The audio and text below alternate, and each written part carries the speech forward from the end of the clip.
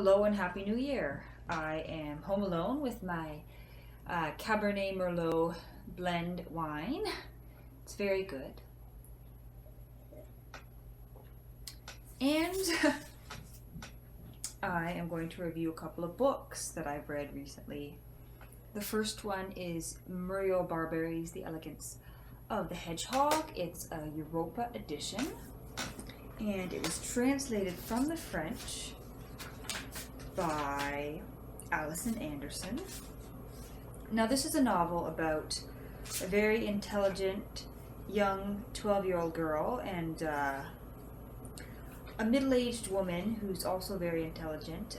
Both of these women try to hide their intelligence because of social class, for one thing, and the fear that if people know their true intelligence, they won't fit in, or they will be forced to do things that they do not wish to do.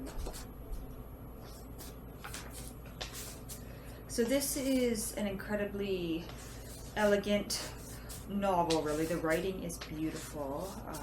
Those little, I guess, intellectual tidbits, I would call them, references to Marx, to Japanese cinema. So the middle-aged woman, she's 54 years old, her name is Renee, and she's a kind of housekeeper for a luxury, it seems to be a luxury condo complex where a bunch of rich people have their apartments, and she does the cleaning and takes care of deliveries and whatnot, and she has her own small apartment, but she pretends to be a typical kind of low-class woman. She cranks the television set in her apartment with soap operas, but she's hidden in the back room there reading works of philosophy. The second character, Paloma, she is super smart. She likes to read Japanese manga. She's interested in Japanese culture as well. She pretends to be average. She tries to be average. She copies the average students in her class and doesn't let her teachers or her parents, or anyone for that matter, see just how smart she really is. Paloma and Renee are brought together eventually by a new tenant in the building, a new condo owner, a Japanese gentleman who is also very intelligent, and well, I'll just let you read the novel and find out for yourself. I would highly recommend this one, The Elegance of the Hedgehog by Muriel Bradbury, or Barberry rather. Barberry? Yes, Barberry. And the second book I'm going to review in this segment, I figure it fits because it's also set in Paris. The Little Paris Bookshop by Nina George. This one, it was okay. I didn't really love it. I didn't enjoy it as much as I enjoyed The Elegance of the Hedgehog. For me, this book, well, it bordered a little bit too much on a dime store romance. So basically, there's a middle-aged man and he owns a bookshop, but this bookshop is on a boat, and he's had his boat tied to the dock there for, 15 or 20 years or something.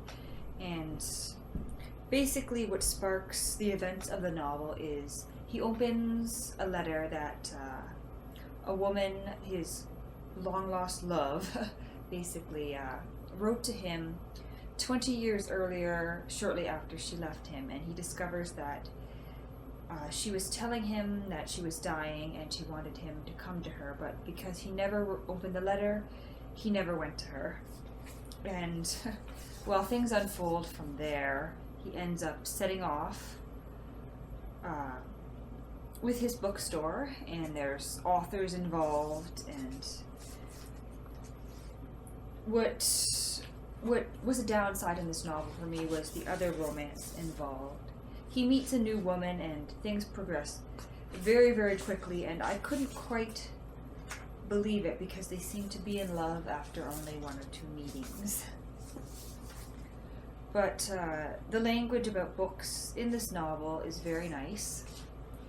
He's concerned with the healing qualities of books, and he gives out books the way a doctor would give out prescriptions.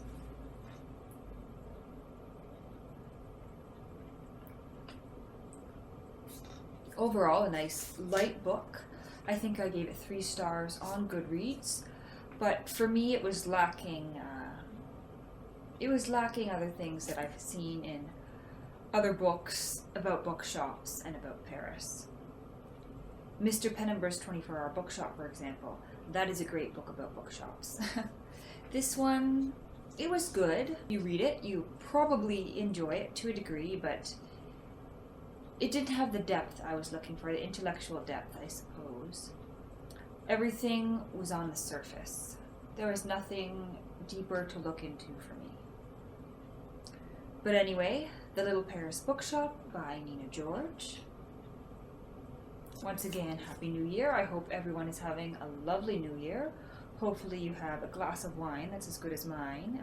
Hopefully you're either at a party or by yourself alone. Actually, I'm quite pleased to be alone. I just got off a 10.5-hour shift in the bakery where I work. But anyway, once again, Happy New Year.